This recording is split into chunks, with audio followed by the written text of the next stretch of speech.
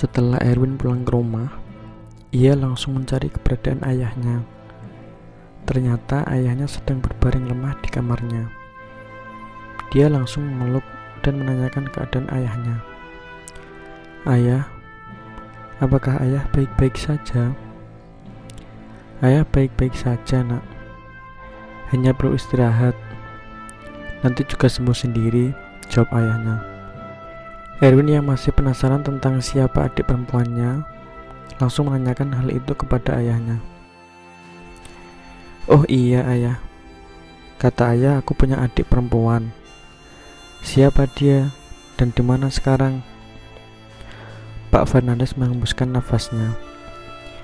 "Ayah harap kamu tidak marah karena sepertinya sekarang adalah waktu yang tepat untuk menceritakan semuanya."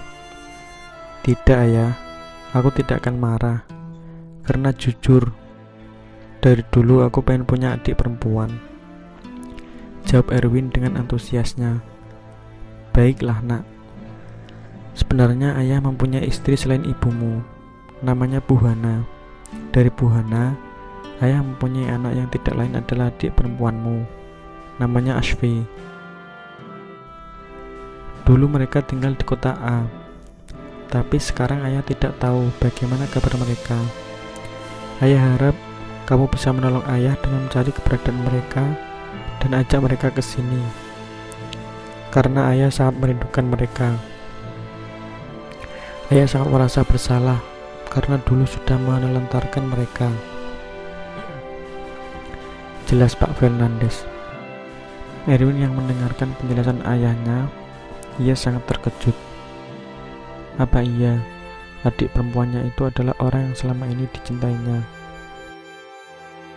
Ya Allah, dunia begitu sempit, batin Erwin. "Erwin, kamu tidak apa-apa kan nak?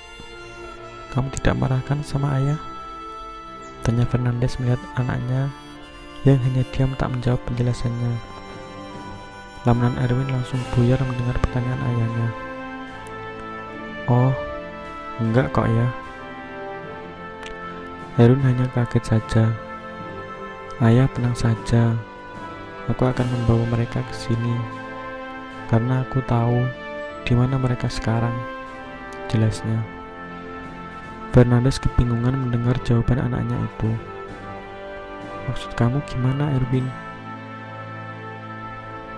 "Pokoknya ayah tenang saja. Aku pamit sekarang ya. Sepatnya aku bawa mereka ke sini. Assalamualaikum," pamit Erwin seraya mencium tangan ayahnya. "Waalaikumsalam. Hati-hati ya nak Erwin." Aswi yang baru saja sampai di rumah ibunya kaget karena ada Erwin yang sedang mengobrol dengan ibunya. "Assalamualaikum."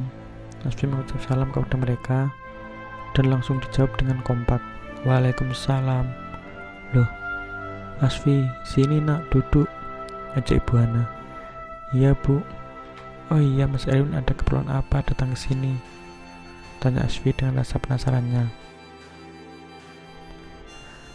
Erwin tersenyum lalu menjawab, "Biarkan ibumu saja yang menjelaskan." Lalu Aswi menatap ibunya dengan maksud meminta penjelasan. Ibu Hana menjelaskan semuanya kepada Aswi yang membuat Aswi sangat terkejut mendengar semua itu. Setelah itu, Erwin menanyakan kenapa Aswi pulang dengan membawa koper. Dengan isak tangis, Aswi menjelaskan semuanya yang terjadi. Erwin mengepalkan tangan, bertanda dia sangat geram dengan kelakuan Farel. Erwin langsung berpamitan bermaksud untuk menemui Farel dan memberikan pelajaran. Erwin tidak suka kalau Aswi terus saja disakiti oleh Farel. Dulu karena dia menyukai Aswi, tapi sekarang karena Aswi adalah adiknya yang harus dijaga. Tetapi Aswi menahannya dan bilang kalau Aswi sudah mengurus surat perceraian dengan Farel. Aswi ingin hidup tenang dan bahagia dalam kesederhanaan. "Ya sudah, kalau itu yang kamu mau, kamu yang berhak menentukannya," jawab Erwin. "Kalau begitu, ibu siap-siap dulu. Kita harus pergi menemui ayah," ajak Ibu Hana. "Iya Bu, aku rindu sekali dengan ayah," jawab Asfi. Mereka segera pergi menemui ayahnya dan meninggalkan rumah itu agar tidak diganggu Farel lagi. Erwin, Ashby, dan Ibu Hana telah sampai di rumah Pak Fernandes. Mereka langsung menemui Pak Fernandes. Peluk kerinduan antara seorang istri dan suami, serta antara seorang anak dan ayah yang berpuluh-puluh tahun tidak bertemu diiringi tangis keharuan karena mereka bisa berkumpul kembali. Setelah itu, mereka saling menanyakan kabar dari masing-masing. Obrolan panjang pun terjadi di tengah keluarga yang sudah terasa sempurna. Hingga malam pun tiba, obrolan terhentikan dengan bibi yang menghampiri mereka. "Maaf Pak, makan malam sudah siap, silakan." "Oh iya Bi, terima kasih ya. Ayo kita makan malam bersama," ajak Pak Fernandes. Setelah makan, Erwin menunjukkan kamar untuk Ashby agar bisa cepat istirahat. Karena Erwin tahu Ashby masih sedih gara-gara masalah dengan suaminya. Farel yang sangat frustasi pergi ke rumah Ibu Hana untuk mencari Ashby karena dia tidak mau kehilangan Ashby. Sampai di sana, Farel heran kenapa rumahnya sepi sekali. Lalu dia bertanya kepada orang yang lewat, dan ternyata Ashby dan ibunya sudah pergi dari rumahnya itu. Farel merasa sangat stres. Dia melanjutkan mobilnya menuju masjid untuk sholat dan berdoa memohon petunjuk pada Allah. Setelah tenang, ia pergi menuju apartemen Randy. Dalam perjalanan, Farel mengalami kecelakaan dikarenakan remblong yang mengakibatkan mobilnya menabrak kendaraan lain. Farel dilarikan ke rumah sakit oleh warga sekitar. Ashby yang baru saja selesai membereskan baju-bajunya mendapatkan telepon berkali-kali dari nomor yang tidak dikenal. Karena Ashby menganggap mungkin itu penting, akhirnya diangkatlah telepon itu, yang ternyata dari polisi yang mengabarkan kalau Farel mengalami kecelakaan. Ashby shock hingga handphonenya jatuh ke lantai. Erwin yang mendengar suara itu pun langsung lari ke kamar Ashby dan menanyakan ada apa. Dengan isak tangis, Ashby berusaha menjelaskan kepada Erwin. "Ya sudah, ayo aku antarkan ke rumah sakit," ajak Erwin.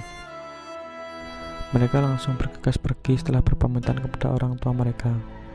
Begitupun Andi dan Ani yang mendengar kabar anaknya tersebut langsung pergi ke rumah sakit. Sesampainya di rumah sakit, Farel dinyatakan telah meninggal dunia oleh dokter karena kehilangan banyak darah. Ashby langsung terduduk lemas mendengar penjelasan dokter. Langsung dipeluk ibunya. Andi dan Ani minta maaf kepada Ashby, berharap semoga Farel dimaafkan. Ashby mengangguk pelan. Di dalam hatinya, ia sangat menyesali perbuatannya karena telah meninggalkan rumah Farel. Setelah pemakaman Farel, Ashby menyadari bahwa tidak seharusnya dia meninggalkan rumah ketika ada masalah dengan suaminya.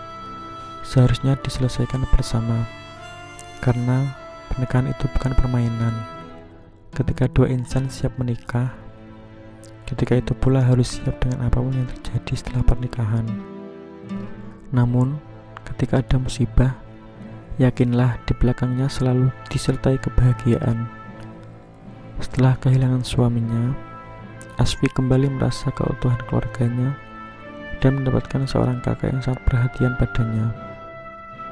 Semoga menjadi pembelajaran untuk semuanya.